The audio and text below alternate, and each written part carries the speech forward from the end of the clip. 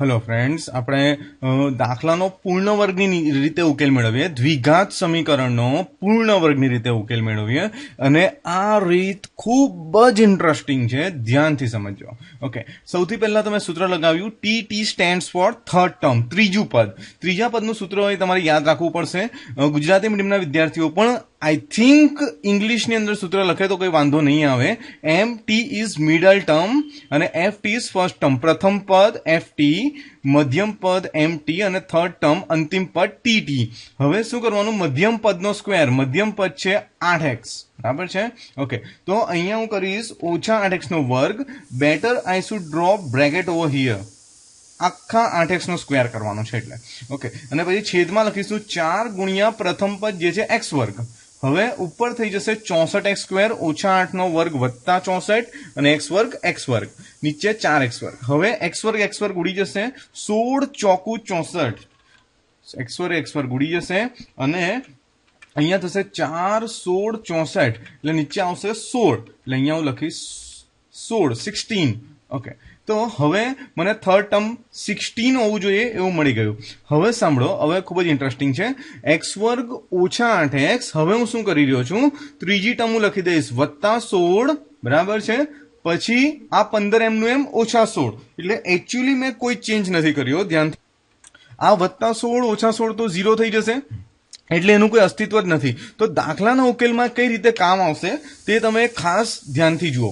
હવે જુઓ, એક સૂત્ર મેં તમને આગળ બી સમજાવ્યું છે કે a વત્તા b whole square, sorry, a વત્તા b આખાનો વર્ગ હોય તો એનું વિસ્તરણ શું થશે? a વર્ગ વત્તા 2b ઓછા b વર્ગ. એ જ રીતે a ઓછા b નો વર્ગ હોય તો એનું વિસ્તરણ શું થશે? a વર્ગ ઓછા 2b વત્તા b વર્ગ, બરાબર છે. ઓકે, હવે આને શોર્ટમાં લખવું હોય તો આનું શોર્ટ ફોર્મ શું થયું? તો જુઓ, પહેલા પદનું વર્ગમૂળ, આના પરથી આ બી આવી શકે, રાઈટ. ઇવન મને આવું કહી દે તો આના પરથી હું આ લખી શકું, પહેલું પદ છેલ્લા પદનું રૂટ લઈ લેવાનું, વર્ગમૂળ, અને અહીંયા વચ્ચેના મધ્યમ પદનું ચિહ્ન રાખ્યું. જુઓ, આના પરથી બી આ આવી શકે. ઓકે, તો આ રૂલનો આપણને હમણાં જરૂર પડશે એટલે મેં તમને સમજાવ્યું. ઓકે, હવે આપણે આગળ આવી જઈએ. અહીંયા હું શું કરી રહ્યો છું? x ઓછા 4 નો વર્ગ. આ મેં શું કર્યું? તો જુઓ, પહેલા પદનું વર્ગમૂળ x વર્ગ છે તો x, જેવી રીતે આપણે અહીંયા a ઓછા વાળું લઈએ એટલે તમને ખ્યાલ આવે. a ઓછા b વર્ગ એનું વિસ્તરણ શું કર્યું? a વર્ગ ઓછા 2b વત્તા b વર્ગ, બરાબર. તો આ જે છે તે આ છે મારું, બરાબર છે. અને એમાં છેલ્લા પદ વર્ગ વાળો નથી તો આને 4 નો વર્ગ લખી શકાય.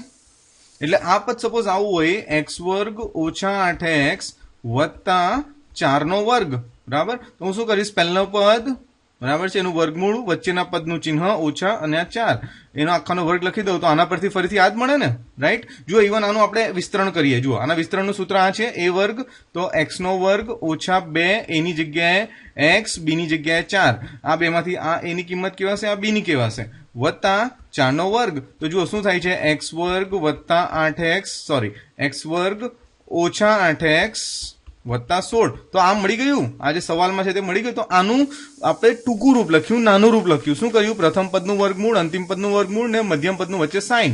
આઈ think I tried to explain as good as possible. હવે તમને સમજ પડી હશે. એટલે ઉલટા ચશ્મા કર્યું. આના પરથી આપણે અહીંયા આવ્યા. ઓકે, તો આ મેં કઈ રીતે કર્યું તમને ખ્યાલ આવ્યો. હવે અહીંયા 16 માંથી 15 જાય તો 16 માંથી 15 જાય તો 1, અને મોટી સંખ્યાનું ચિહ્ન તો મોટી સંખ્યા થશે ઓછા 1. હવે 1 નો વર્ગ લખાય, અને લખવું હોય તો, કારણ કે 1 નો વર્ગ તો 1 જ થાય છે. 1 કે 1 નો વર્ગ. હવે તમને ક્વેશ્ચન થાય કે 1 ની જગ્યાએ બીજું કોઈ હોત તો થોડી આવું થશે. તો એના માટે કન્ડિશન બદલાશે, આપણે નેક્સ્ટ દાખલામાં જોઈશું. પણ અત્યારે આવું થયું. હવે ઇમેજિન કરો, આ આખું a છે અને આ b છે. તો a square minus b square થઈ ગયું. અને a square minus b square નું વિસ્તરણ કઈ રીતે થાય છે? તો a square minus b square, a વર્ગ ઓછા b વર્ગનું વિસ્તરણ થાય છે a ઓછા b, a વત્તા b, બરાબર છે. તો એ નિયમ મારે અહીંયા એપ્લાય કરવું છે એટલે મેં આનો વર્ગ લખ્યો. આનો વર્ગ કેમ લખ્યો? તે નિયમને એપ્લાય કરવા.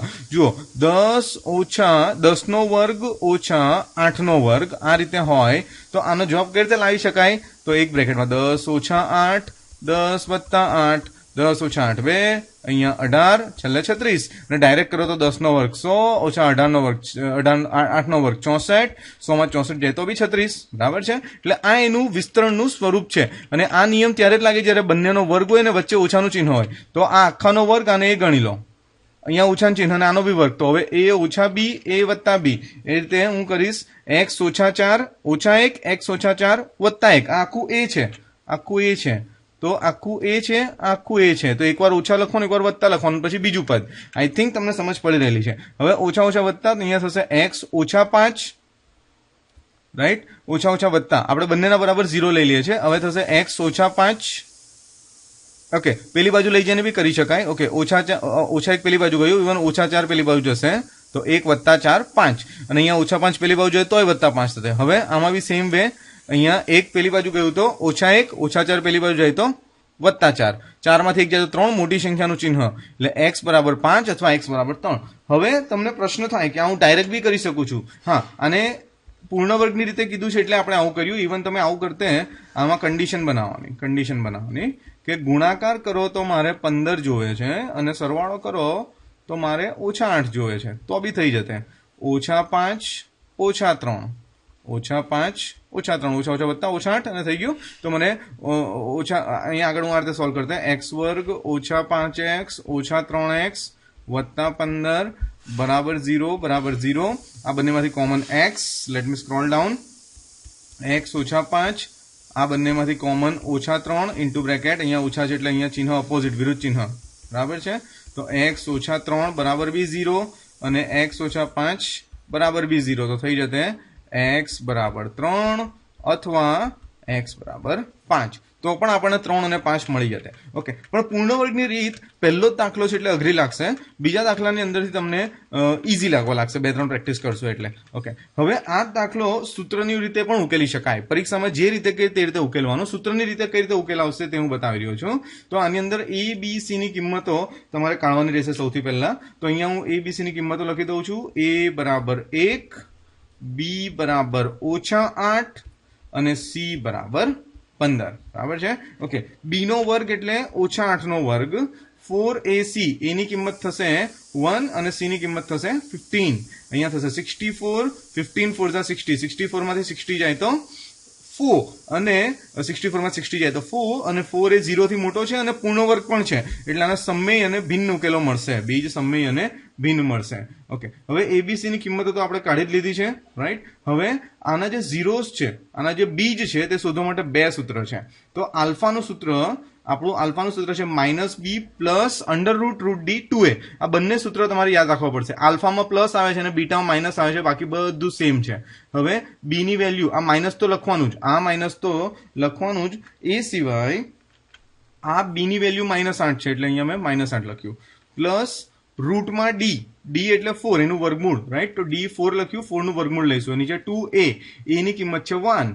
અહીંયા આગળ જઈએ, માઇનસ માઇનસ પ્લસ, તો +8, 4 નું વર્ગમૂળ 2, નીચે 2, બરાબર છે. હવે આ 2 ઉડશે નહીં, આ 2 ક્યારેય નહીં ઉડાવાય, રાઈટ. પ્લસમાં છે એટલે ગુણાકારમાં તો જ ઉડાય. તો અહીંયા આપણે 10/2 5, આ 2 ક્યારેય નહીં ઉડાવાય. ઓકે, એ જ રીતે અહીંયા આવી જઈએ આપણે, બરાબર છે. અહીંયા આપણે શું કરીશું, 8, અહીંયા -2, તો 8 માંથી 2 જાય તો 6, 6 ભાગ્યા 2 3, તો 5 અને 3 ઉકેલ મળી ગયા. તો એક જ બહુપદી, એક જ સમીકરણ, દ્વિઘાત સમીકરણ ઉકેલ ઘણી બધી રીતે મેળવી શકાય. આ પૂર્ણ વર્ગની રીત, રાઈટ. પરીક્ષામાં જે રીત કે તે કરવાની. આ પૂર્ણ વર્ગની રીત, આ વ્યાપક સૂત્રની રીત કહેવાશે, અને આપણે ત્રીજી જે સામાન્ય રીત કરીએ છીએ તે અવયવની રીત કહેવાશે.